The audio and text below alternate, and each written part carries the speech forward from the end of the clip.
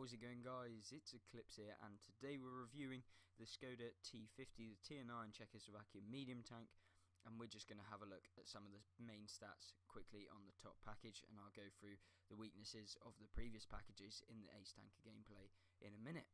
So to start off with, the DPM of the top package is 2,333. It gets 320 alpha damage and 3 shots in its auto-loading clip. So that gives you 960 alpha damage potential with your clip size. So that takes around 25 seconds without any boosts like vents, brothers in arms, etc. That are going to boost up your reload.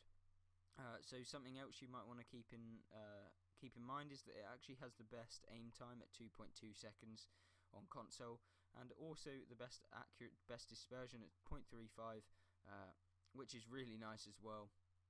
You get a top speed of 50 kilometers an hour, reaches that fairly quickly. Acceleration is really nice on this tank. However, with the bottom package, it's really quite sluggish, especially with the tracks being worse as well. So it moves fairly decent. 8 degrees of gun depression, as with most of the mediums at this tier, but that makes it really nice on an autoloader because you can kind of use ridges that you wouldn't think that you could with an autoloader, or shouldn't be able to with an autoloader, because this tank is fairly unbalanced, I'd actually go with, just because of the shot delay. It's 1.8 seconds in between each shot, and you can pump it out very quickly, and that's something really nice about this tank. I do enjoy that. Considering it only takes 3.6 seconds once reloaded to do 960 damage, so you can really hurt people very quickly. Another thing you want to kind of be aware of, that it gets 248mm with the standard, but also 310 with the heat round, so that's really nice against top tier heavies like Type 4, and also the E100 as well. If it's angling, etc., you can go for its turret fairly reliably. The hull armor and the turret armor are nothing really to shout about. It's got pretty average armor, if I'm going to be honest. Turret can pull some bounces from kind of lower tier tanks, unless they hit the mantlet or the gun or something from like higher tier. It's got this kind of massive capillary thing, and it's all just not very well rounded. As you can see, it's pretty flat. And it's paper anyway, so you're not going to be reliably kind of bouncing anything. Hull armor is pretty much trash, 80mm, massive lower plate, which is 65mm, and that gets penned by everything pretty much, unless someone's firing HE and has a low caliber gun in the first place. So yeah, be aware of this massive lower plate. You kind of want to keep on the move with this tank. Don't be getting into positions where you're trading 1-for-1, especially since you have an autoloader. You want to be outflanking and being in positions where you can pop up out of nowhere, get spotted maybe after you fired the first shell, and then you've got 3 seconds or 3.6 seconds to unload the rest of your shell and get out of there. And that's pretty much the main stats of this. You get 1650 health as well, which is fairly nice, and 400 meters view range as well, which is something kind of quite nice at tier 9. You can use to your advantage to get extra spotting damage, which increases your marks, so that's something I'd keep in mind. I would put on vents maybe, but that can be swapped out for binocs if you want to maintain a more spotting roll. And then I always have vert stabs, just because of 20% accuracy bonus, and also coated optics gives you better view range, so you can get that up to 550 meters standard without any brothers in arms, but with brothers in arms increases that to 561.79. so that is really quite nice, and as you can see, it's quite a good tank when you get it fully upgraded. You can swap that out obviously with ventilation, giving you better DPM and general better stats all round, but I much prefer having the opportunity to spot for your team as well. So that is pretty much the main stats. We'll get over some of the rest of them in terms of the lower guns, so the first and second packages, in the Ace Tanker gameplay in just a second, so I'll see you right there. Alright guys, so we're here on Helebron, or Heilebron, I'm not entirely sure how you pronounce it, but this is one of the first gameplays I played when I got fully upgraded, and it was certainly one to enjoy, just because the enemy team did just something unexplainable. I literally didn't understand what they were doing here, but we took full advantage and pumped in as many shots as we can into them. So as you can see, they YOLO in down. I don't know why I bounced on the WZ, but that's some bad aiming right there. And yeah, so we missed all of our shots in that clip. That wasn't the best start to our kind of top package upgrade there. Our platoon mate goes down there to kind of push up to the ridge, but their entire team is somewhat pushing up to the ridge as well. We don't really understand what's going on, so I'm going to move over here and try and spot anyone. But I think the light tank's just going to do that for us, but he's decided he's going to go in against the majority of their tanks, so I don't know what he was thinking there. We'll put one into the defender as he crosses over to that ridge right in front of us. So now we see the IS-3 coming in, put one into him, and then another one into him, and there you go. That's a nice around 890 damage, I believe, somewhere in that range. So because we obviously hit all of our shots, so that's really nice, but we did low roll on the majority of them. I do realise that there's a light tank behind me, but I'm kind of wary as to whether these guys are just going to YOLO in and push, so I'm just going to hope that the tank destroyers in B7 are going to cover my back. So I'm just here trying to spot anything that pushes from kind of H7, I think it is. But we do see that the CDC is pushing up quite far, so I'm just going to get back here and see if I can get some shots, free damage into the side of him. He does push up there. We put one into him, two into him, and Amarak him, obviously. Why not? So that's 400 damage from that last shot. So we do rack up around 700 damage. Don't know what this pattern was thinking. He's just gone in. As you can see, it's crazy gameplay. I literally don't know what the enemy team were thinking here. But yeah, he's gone in like 2 seconds. But we're going to push back up here and just maintain this spot.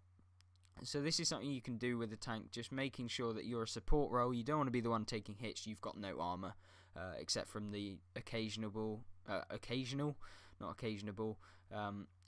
bounces you'll pull. Put one into the tracks of that guy, put one into him, and then I don't know why I shot there. That was just me hoping for something. I don't know what that was, but that was awful. But yeah, this tank is somewhat crazy. I fully upgraded it very, very quickly due to the string theory operation.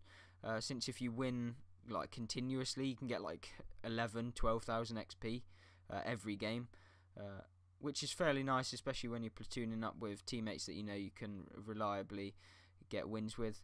But we seem to be low rolling quite a bit in this tank. I don't really know why, but maybe that's just because I'm picking out the low rolls rather than seeing when I'm high rolling.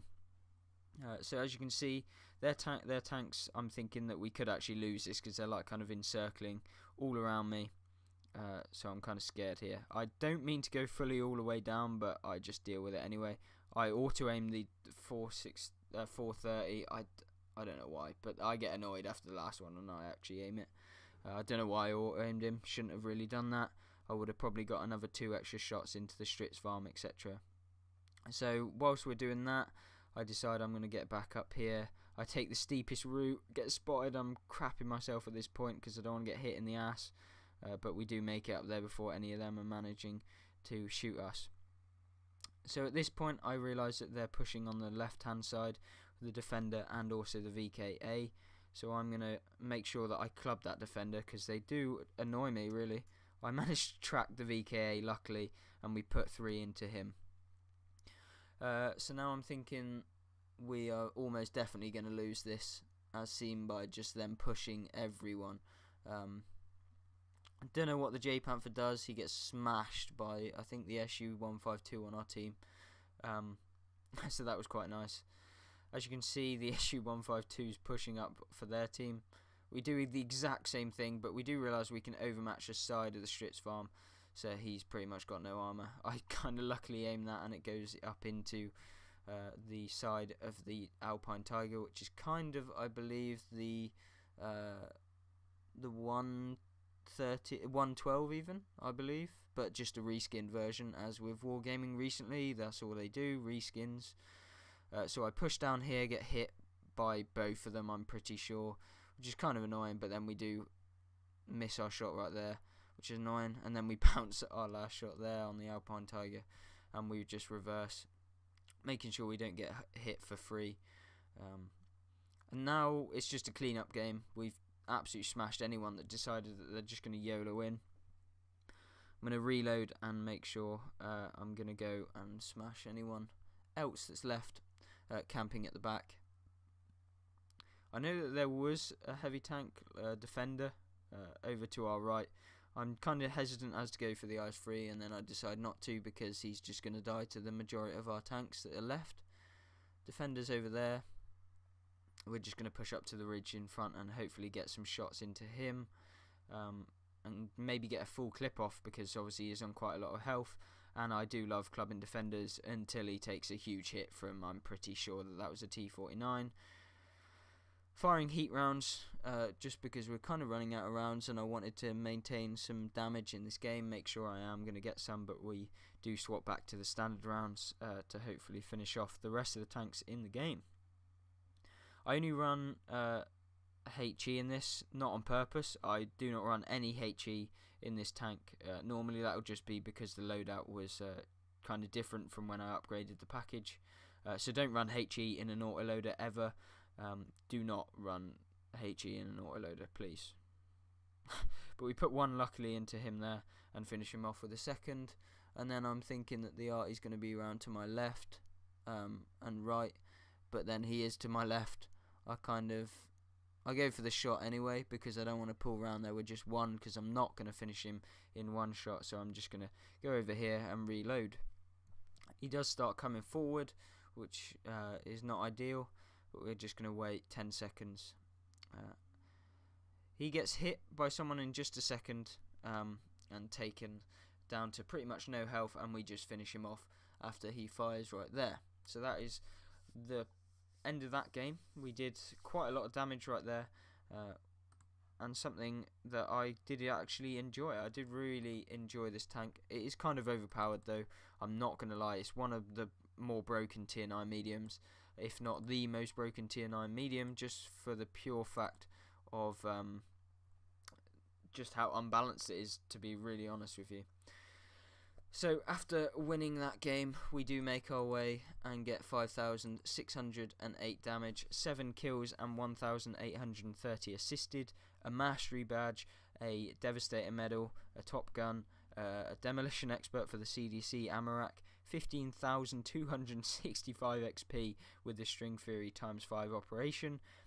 We get a bruiser medal, a spotter medal, I believe, a fire for effect, and obviously the high caliber for the most amount of damage in the game. So that was a fantastic game for me. It was kind of situational. Obviously if the team didn't push up that much, I don't think I'd have had such a good game, because of obviously missing quite a few shots on a lot of tanks just because of my bad aim. But I did turn off aim assist very recently before this gameplay, and so I was kind of getting used to not being like locked on to people for me. But it does make a difference in terms of when you're trying to aim at a corner and someone comes around, it doesn't automatically lock onto the front of their track and start moving without you wanting it to. So that's something I always like, having aim assist off now. So hopefully guys you did enjoy the review. Definitely worth the pickup if you do. Stock grind, awful. The stock grind was something I didn't really like, but it's still got that nice gun, especially when you get the second package. The second package is definitely really nice. 8 rate of fire and also decent penetration at 230, and obviously the 320 alpha. So make sure you kind of save up 3 XP for the first package if you can, just to get rid of that stocked gun. And yeah, hopefully you the guys did enjoy the review. If you did, please hit that like button and subscribe for more content. I hope I will see you in the next one. Goodbye.